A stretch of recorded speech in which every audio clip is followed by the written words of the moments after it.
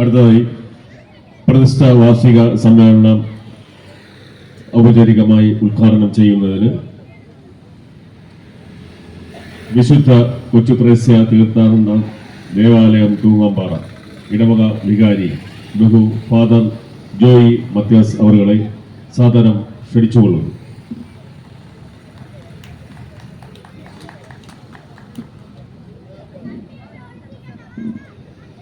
സ്നേഹബഹുമാനമുള്ള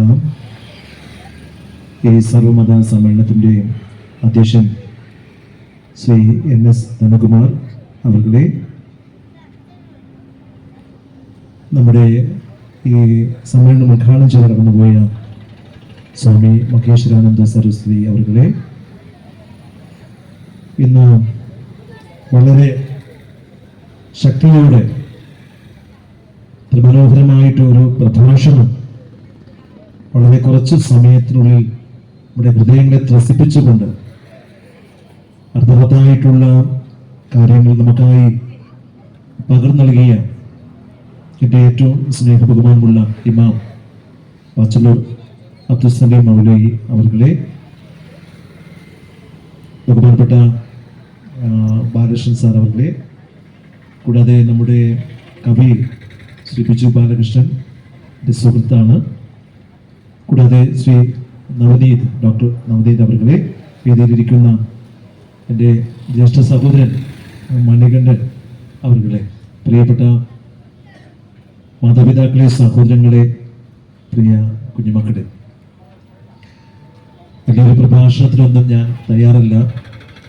എന്നെ അറിയുന്ന ധാരാളം പേര് വേദിയിലും സദസ്സിലുമായിട്ടുണ്ട്.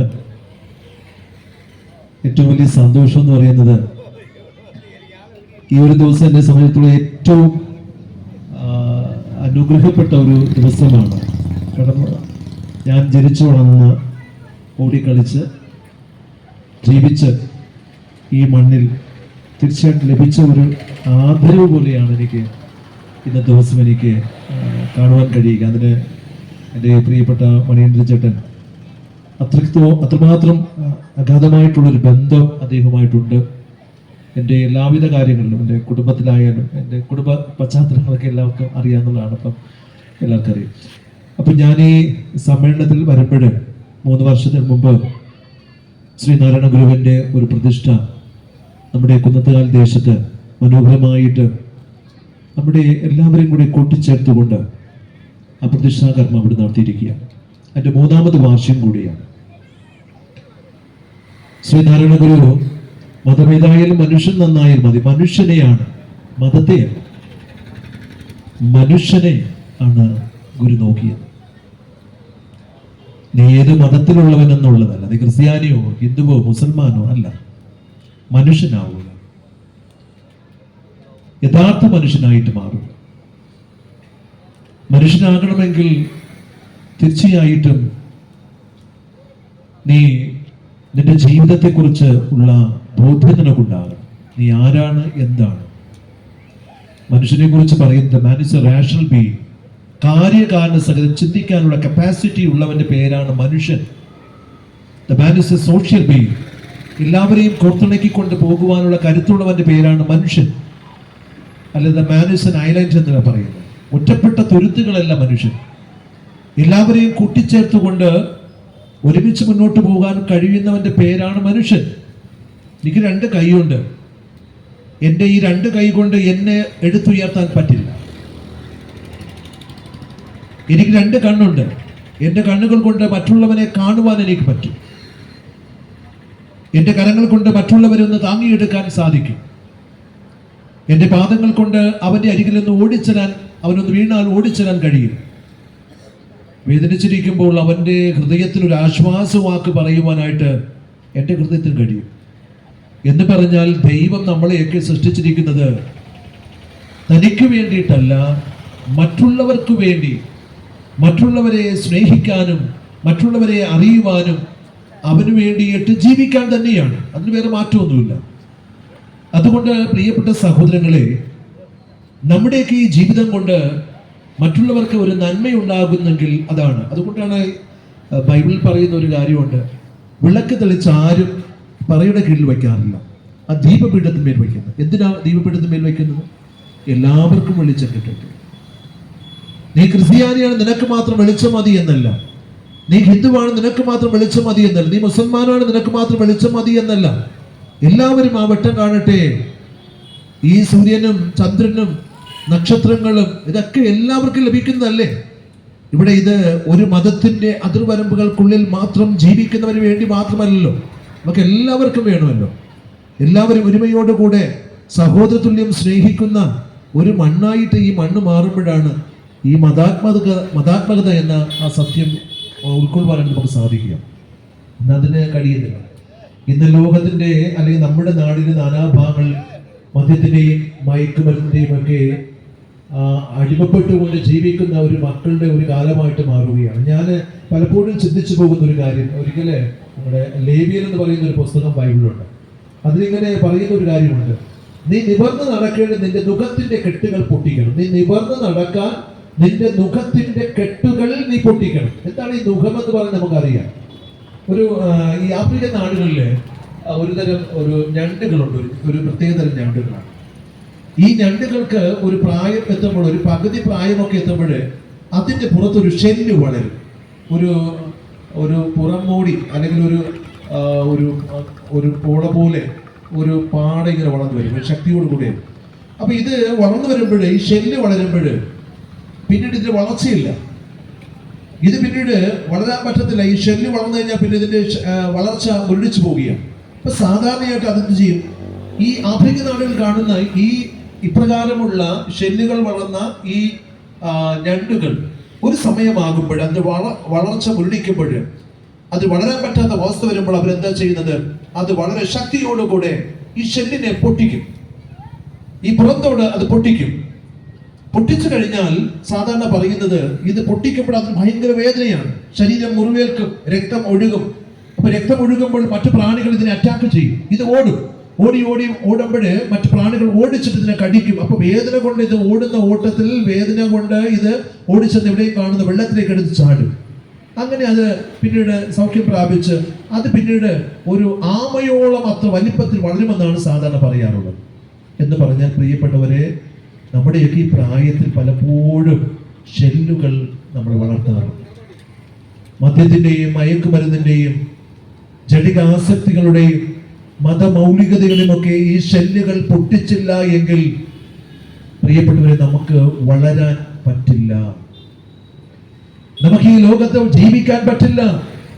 എന്നിലും നിന്നിലുമൊക്കെ, ഞാനും നിങ്ങളുമൊക്കെ വളർത്തി വലുതാക്കി വച്ചിരിക്കുന്ന ഈ ഷെല്ലുകൾ അത് നിന്റെ ജീവിതത്തെ മുരടിപ്പിക്കും, നിന്റെ വളർച്ചയെ മുരടിപ്പിക്കും. നിനക്ക് ഉയരാൻ പറ്റില്ല. അതുകൊണ്ട് ഇന്ന് ഈ അന്ധകാരത്തിന്റെ അനീതിയുടെ ഈ ഷെല്ലുകളെ തകർത്തെറിയുവാൻ എനിക്കും നിനക്കും കഴിയണം. എങ്കിലേ എനിക്കും നിനക്ക് വളർച്ചയുണ്ടാവുകയുള്ളൂ. അതിന് നമ്മളെ മക്കളെ നമ്മളെ പഠിപ്പിക്കണം. മക്കളെ, നമ്മൾ ഈ ഷെല്ലുകളിൽ ഒതുങ്ങിക്കൂടി ആ പുറന്തോട് കൊണ്ട് നിന്റെ വളർച്ചയെ മുരടിക്കുന്ന ഒരു ജീവിത ശൈലി നിനക്കുണ്ടാകാതിരിക്കാൻ വേണ്ടി ഈ ഷെല്ലുകളെ നീ പൊട്ടിച്ചെറിഞ്ഞാൽ മാത്രമേ നിനക്ക് വളർച്ചയുണ്ടാകൂ എന്നുള്ള ബോധം നമുക്ക് കൊടുക്കണം. നമുക്ക് സാധാരണയായിട്ട് ഈ ഗാന്ധാരി തൻ്റെ 100 മക്കളും മരണപ്പെട്ട് യുദ്ധക്കളത്തിൽ രക്തം വാങ്ങൊഴുകി മരണപ്പെട്ട് അംഗവിച്ഛേദനങ്ങൾ നടത്തി രക്തത്തളം കെട്ടിക്കിടക്കുന്ന അവിടെ ഗാന്ധാരി അവിടെ കടന്നു ചെല്ലുകയാണ്. തൻ്റെ ഭർത്താവ് ധൃതരാഷ്ട്രയുടെ കണ്ണുകൾ അന്ധമായി പോയപ്പോൾ തൻ്റെ കണ്ണുകൾ ആ ഭർത്താവിന് മുമ്പിൽ അന്ധമാക്കിയവളാണ് ഗാന്ധാരി. അവൾ അവിടെ പോയിട്ട് ഇപ്രകാരം കണ്ണുകൾ കെട്ടിയിരുന്ന ആ കെട്ടഴിച്ചു മാറ്റുകയാണ്. ആ കെട്ടഴിച്ച് മാറ്റുമ്പോൾ അവൾ കാണുന്നത് തൻ്റെ 100 മക്കൾ മറ്റുള്ളവരുമൊക്കെ അംഗവിച്ഛേദം നടത്തി അവരുടെ ശരീരങ്ങളൊക്കെ പിച്ച് വേർപെട്ട് കിടക്കുകയാണ്, രക്തം തളം കെട്ടി കിടക്കുകയാണ്. അതിൽ നിന്നുകൊണ്ട് അവിടെ പ്രകാരം ഭഗവാൻ കൃഷ്ണനോട് പറയുന്ന ഒരു കാര്യമുണ്ട്, അല്ലയോ കൃഷ്ണ, എന്റെ ശേഷക്രിയ നടത്തുവാൻ വേണ്ടിയിട്ട് ഒരാളെയെങ്കിലും അവശേഷിച്ചു കൂടായിരുന്നു എന്ന് ഭഗവാൻ കൃഷ്ണനോട് ഈ അമ്മ ഗാന്ധാരി തൻ്റെ മക്കളെ നോക്കിയിട്ട് പറയുന്നുണ്ട്. അപ്പോൾ ഭഗവാൻ കൃഷ്ണൻ പറയുന്ന ഒരു കാര്യമുണ്ട്, ഒരമ്മയ്ക്ക് രക്ഷിക്കാൻ കഴിയാത്ത മക്കളെ ഒരു ഈശ്വരൻ രക്ഷിക്കാൻ കഴിയില്ല. ഒരമ്മയ്ക്ക് രക്ഷിക്കാൻ കഴിയാത്ത മക്കളെ ഒരു ഈശ്വരനും രക്ഷിക്കാൻ കഴിയില്ല എന്ന് പറഞ്ഞാൽ പ്രിയപ്പെട്ടവരെ, ഇന്ന് നമ്മുടെ മക്കൾ വഴിതെറ്റി പോകുന്നു എങ്കിൽ, അവരെ നമുക്ക് രക്ഷിക്കാൻ പറ്റുന്നില്ല എങ്കിൽ, അത് എന്റെയും നിന്റെയും കുറവ് തന്നെയാണ്. ആ മക്കൾ ഇന്ന് ഈ മതത്തിന്റെയും മത മൗലികതയുടെയും പേരിൽ പരസ്പരം കടിച്ചു കീറി തങ്ങളുടെയും തങ്ങളുടെ സമൂഹത്തെയും ഇല്ലായ്മ ചെയ്യുന്നു എങ്കിൽ ഒരു ഈശ്വരനും അവരെ രക്ഷിക്കാൻ കഴിയില്ല. അതുകൊണ്ട് ഇന്നത്തെ ഈ കാലഘട്ടത്തിൽ പ്രിയപ്പെട്ടവരെ, നമ്മുടെ സമൂഹത്തിൽ അനീതിപരമായിട്ട് ഉയർന്നു വരുന്ന മതത്തിന്റെ പേരിലായി ഇന്ന് മനുഷ്യർ മതത്തിന്റെ പേരിലാണ് ഇങ്ങനെ പലപ്പോഴും വെട്ടിക്കീറുന്നത്. ഈ മതത്തിന്റെ പേരിൽ, ദൈവത്തിന്റെ പേരിൽ, ദൈവം നമ്മോട് പറയുന്നത് നീ പരസ്പരം സ്നേഹിക്കാൻ പറയുന്നു. നീ നിന്നെല്ലാം സ്നേഹിക്കേണ്ടത് മറ്റുള്ളവരെ കൂടെ സ്നേഹിക്ക്, നിന്റെ അയൽപ്പക്കത്തുള്ളവരെ കൂടെ സ്നേഹിക്ക്. ഖുർആൻ പറയുന്നു മറ്റുള്ളവരുടെ കരുണ കാണിക്ക്, അതാണ് പറയുന്നത്. പക്ഷെ നമ്മളെന്താ ചെയ്യുന്നത്? നമ്മൾ ചെയ്യുന്നത് കരുണ കാട്ടുകയല്ല, എന്റെ സഹോദരനെ ഇല്ലായ്മ ചെയ്യുവാൻ, എന്റെ സഹോദരനെതിരായിട്ട് നിൽക്കുവാൻ, അവനെ ഇല്ലായ്മ ചെയ്യുവാൻ, നശിപ്പിക്കുവാൻ വേണ്ടി പലതും ചെയ്തുകൊണ്ട് നമ്മൾ മുന്നോട്ട് പോയിക്കൊണ്ടിരിക്കുകയാണ്. പ്രിയപ്പെട്ട സഹോദരങ്ങളെ, നീട്ടുന്നില്ല, നമുക്ക് നമ്മളിലേക്ക് തന്നെ ഒന്ന് ഇറങ്ങിച്ചില്ല. ഇന്നത്തെ കാലഘട്ടത്തിൽ മനുഷ്യനെ അറിയാതെ, പരസ്പരം സ്നേഹിക്കാതെ, പരസ്പരം സഹായിക്കാതെ പോകുമ്പോൾ തീർച്ചയായിട്ടും നമ്മുടെ ഉള്ളിൽ ദൈവമല്ല വസിക്കുക. നമ്മൾ ദൈവത്തിന്റെ മക്കളായിട്ടല്ല മാറുക, നമ്മൾ നാശത്തിന്റെ മക്കളായിട്ടാണ് മാറുക. അതുകൊണ്ട് ഞാൻ കമഹൻകോട് ഇടവയിലായിരുന്നപ്പോഴാണ് എനിക്ക് ഗുരുദേവനെ കുറിച്ച് കൂടുതലായിട്ട് അറിയുവാനായിട്ട് കഴിയുക. കമഹൻകോട് ദേശത്ത് SNDP ശാഖ രൂപപ്പെടുത്തുവാൻ വേണ്ടി ഗുരുനാഥൻ അവിടെ കടന്നു വന്നതും ആ മണ്ണിൽ, അദ്ദേഹത്തിന്റെ പാദം സ്പർശിക്കപ്പെട്ട മണ്ണിൽ ഏകദേശം ഒരു 5 വർഷത്തെ കാലം എനിക്ക് അവിടെ സേവനം ചെയ്യാൻ കഴിഞ്ഞപ്പോൾ എൻ്റെ മനസ്സിൽ വലിയ സന്തോഷമായിരുന്നു. തീർച്ചയായിട്ടും അതുകൊണ്ട് തന്നെ ഗുരുവിനെ കുറിച്ച് കൂടുതൽ അറിയുവാനും ഗുരുദേവനെ സ്നേഹിക്കുവാനും ഒക്കെ എനിക്ക് സാധിച്ചിട്ടുണ്ട്. മനുഷ്യന്റെ ഉള്ളിലുള്ള അന്ധത മാറ്റി പ്രകാശത്തിന്റെ കിരണം കൊടുക്കുവാൻ അദ്ദേഹം രചിച്ച ദൈവദശകം എത്രയോ ആഴമുള്ളതാണ്. ഈ പ്രപഞ്ചത്തിന്റെ സകല ചരാചരങ്ങളെയും ഉൾച്ചേർത്തുകൊണ്ട് അദ്ദേഹം രചിച്ചിരിക്കുന്ന പ്രാർത്ഥനാഗീതം ഉരുവിടുമ്പോൾ തീർച്ചയായിട്ടും മനുഷ്യനെ മനുഷ്യനായി കാണുവാനാണ് പഠിപ്പിച്ചത്. മനുഷ്യനെ സ്നേഹിക്കുവാൻ വേണ്ടിയിട്ടാണ് പഠിപ്പിച്ചത്. സഹോദരങ്ങളെ സ്നേഹിക്കാൻ വേണ്ടിയിട്ടാണ് പഠിപ്പിച്ചത്. ആ ഒരു ജീവിതം നമുക്കെല്ലാവർക്കും പൂർണ്ണമായിട്ട് ഉൾക്കൊള്ളാൻ അതിന് കഴിയട്ടെ എന്ന് പ്രാർത്ഥിച്ചുകൊണ്ട് ഈ ദിനത്തിന്റെ എല്ലാവിധ ആശംസകളും സ്നേഹത്തോടെ ഏവർക്കും നേർന്നുകൊണ്ട് ഈ ഒരു അവസരം തീർച്ചയായിട്ടും എൻ്റെ ഈ മണ്ണിൽ എനിക്കിങ്ങനെ ഒരു സമയം നിങ്ങളുടെ മുമ്പിൽ നിൽക്കുവാൻ ചേച്ചിമാരെ കൊണ്ടിരിക്കുകയാണ്, അവരൊക്കെ എന്നെ നോക്കിക്കൊണ്ടിരിക്കുക. നിങ്ങളുടെ മുമ്പിൽ ഒരല്പസമയം എന്നെ കുറിച്ച് ഞാനിങ്ങനെ ഒരു പ്രഭാഷണം പറയുവാൻ എന്നെ ക്ഷണിച്ചതിലൊക്കെ നന്ദി പറഞ്ഞുകൊണ്ട് എൻ്റെ വാക്കുകൾ നിർത്തുന്നു. ദൈവം നമ്മെ അനുഗ്രഹിക്കട്ടെ. Thank you.